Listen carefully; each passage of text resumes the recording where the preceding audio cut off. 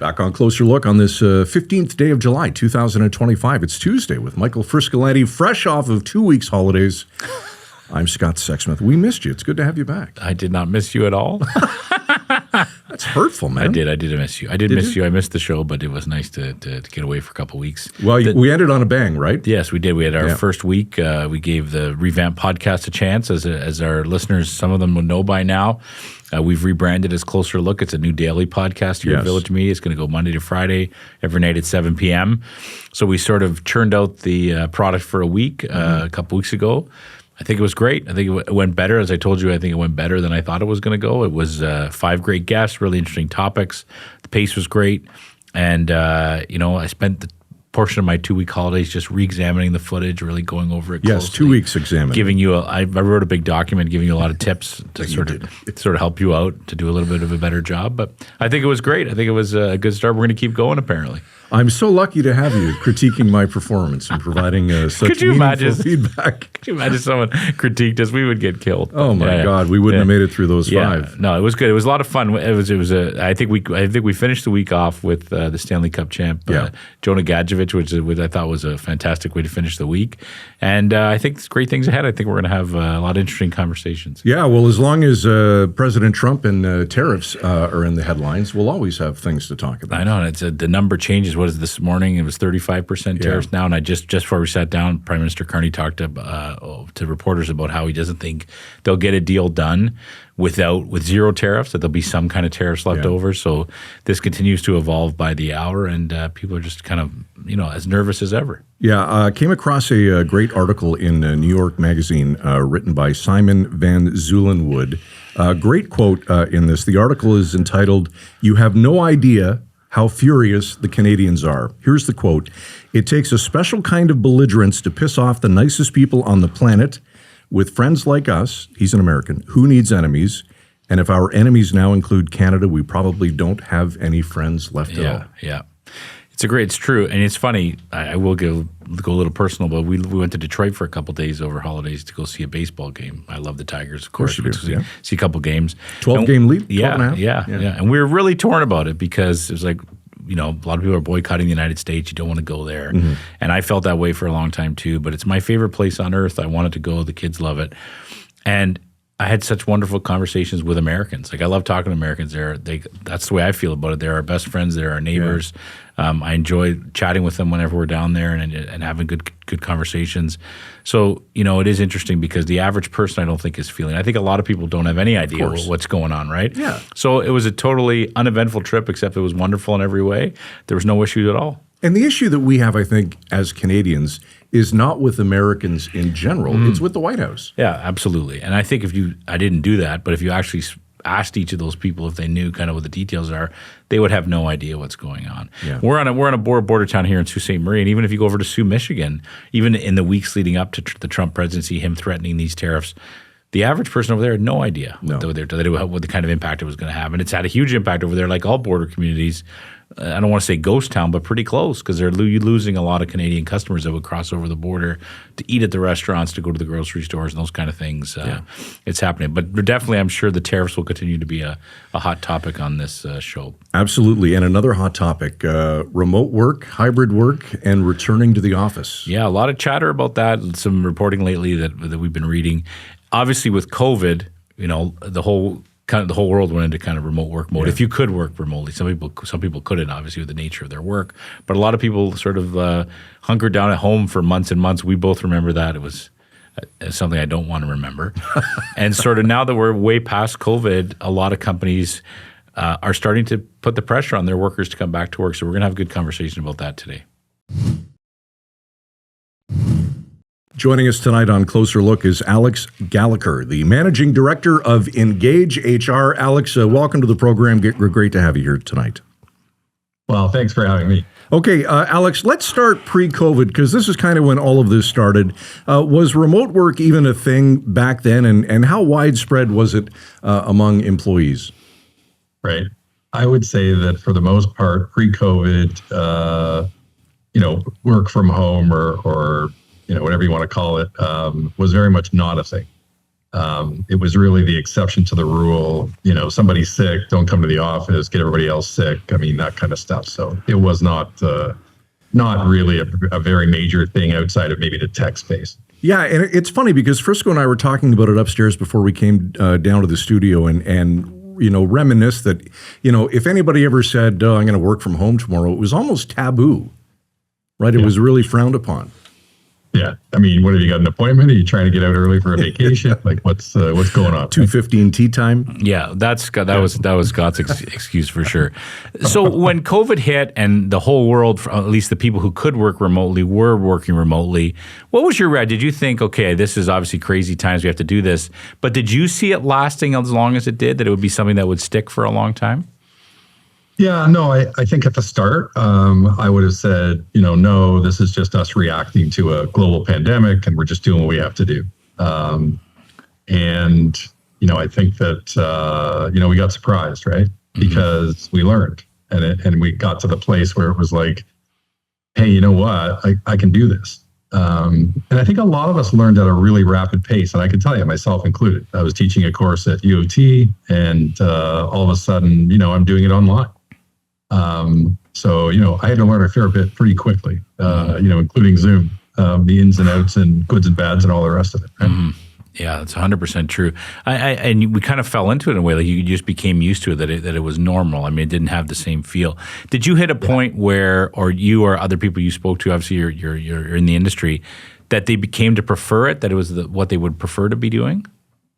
Yeah, I for sure. And I would say that, that coupled with, housing costs in Canada, right? I mean, just when you put those two together, people started to realize, I don't necessarily need to have, a $1.2 million house in Mississauga.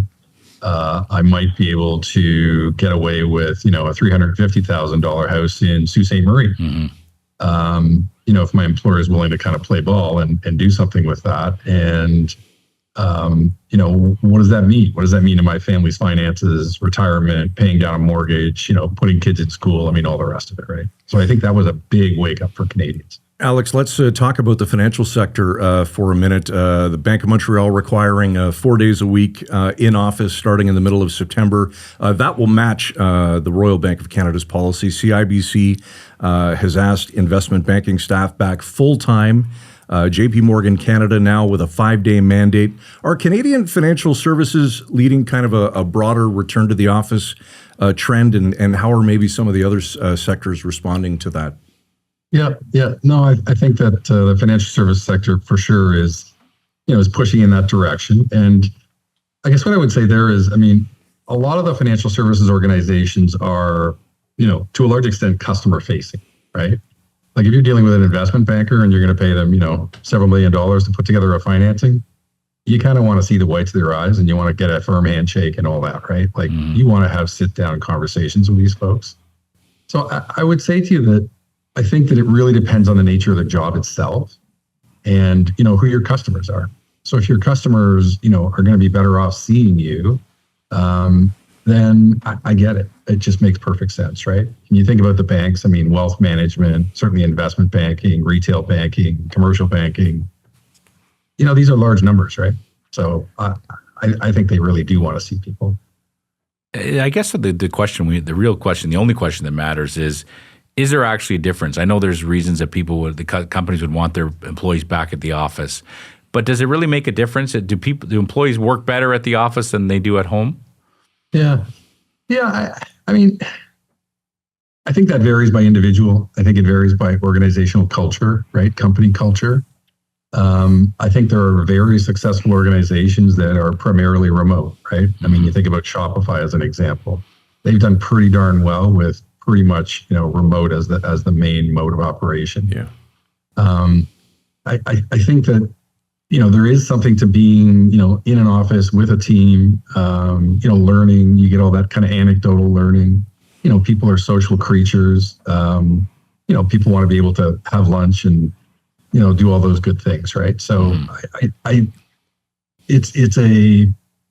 there are certainly benefits.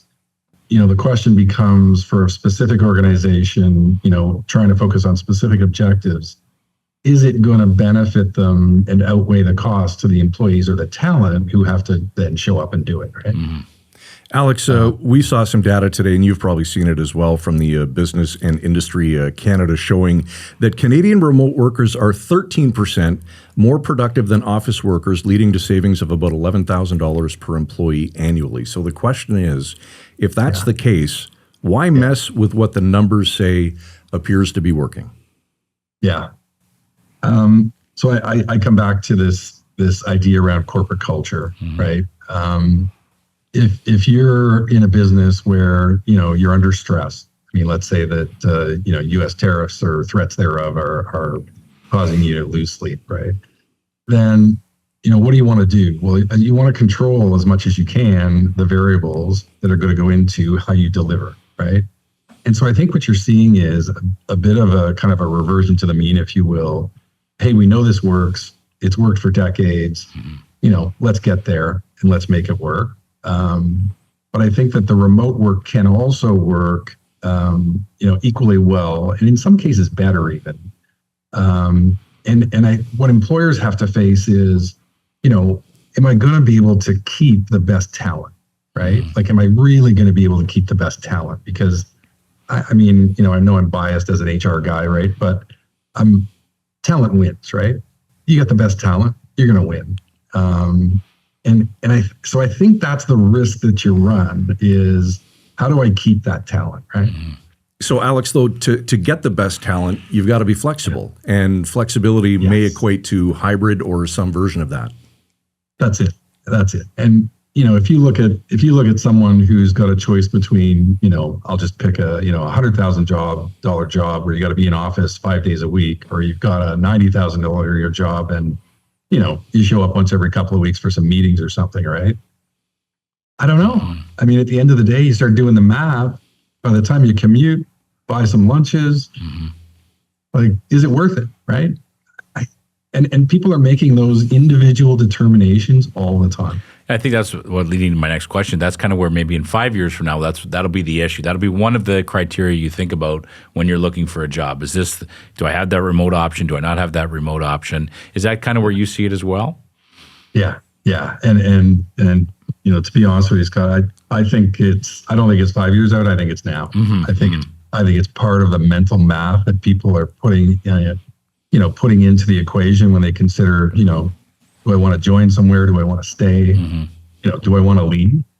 And it's a big variable, right? It's a huge variable.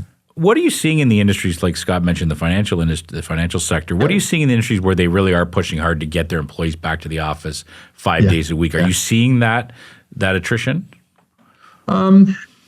It depends. Right? If you want to be an investment banker and all the investment banks are pushing to 5 days a week or something like it, I mean, you're not going to buck that trend and win, right? So you're going to have to, kind of get into it and move on, right?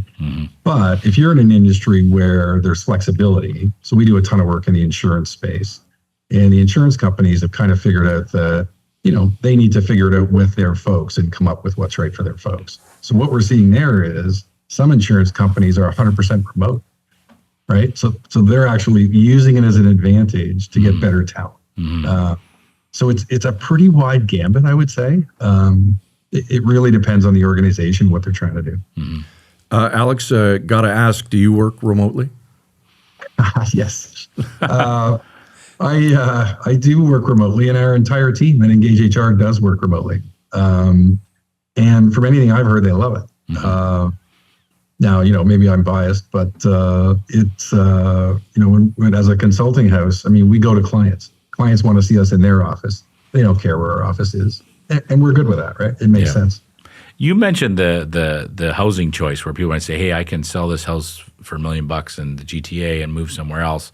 That whole issue fascinates me, right? 'Cause that's what we've talked about this the other day. Yeah. That's the one main thing for me that COVID really changed. This idea that I don't have to live in Toronto. Like, COVID kind of has really done a number on the city of Toronto because housing prices have plummeted.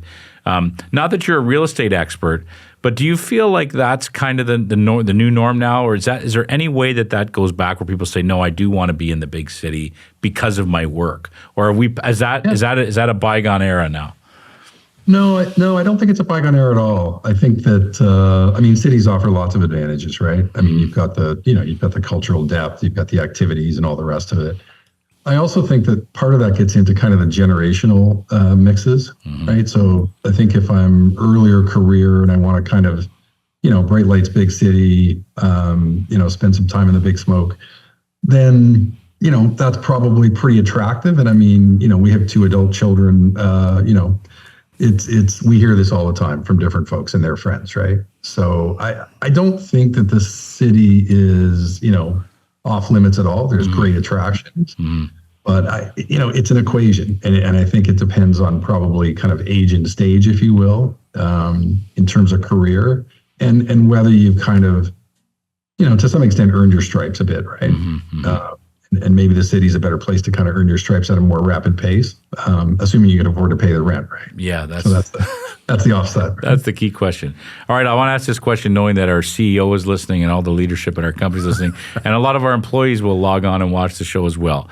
What's your biggest advice to a CEO for culture? You're an HR professional, for culture of the company, for making your employees feel valued. What's your number one piece of advice to a CEO? Yep. So my number one piece of advice is culture can be measured. Measure it. There's tooling available out there. We affiliate to a group called the Culture Factor out of Helsinki, Finland.